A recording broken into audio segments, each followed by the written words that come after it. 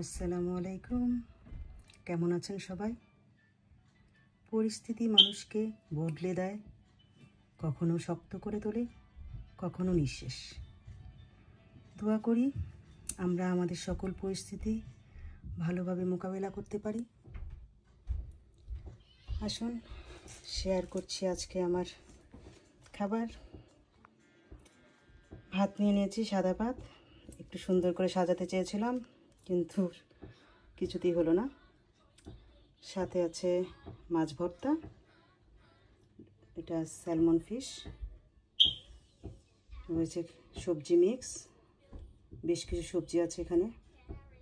বাচ্চাদের জন্য ভালো, আমাদের জন্যও ভালো। রয়েছে ছোট মাছ, মলা মাছ, আলু দিয়ে চচ্চড়ি করেছি, শসা, সাথে আছে বাচ্চাদের জন্য ডিম ভুনা।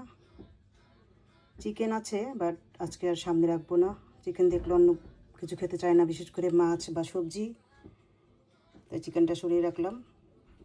যদি না খায় তাহলে দিতে হবে।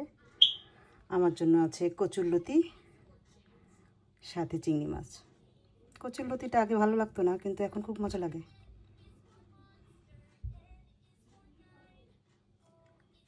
এই তো আছে, এ পর্যন্তই। সবাই ভালো থাকবেন। আল্লাহ হাফেজ।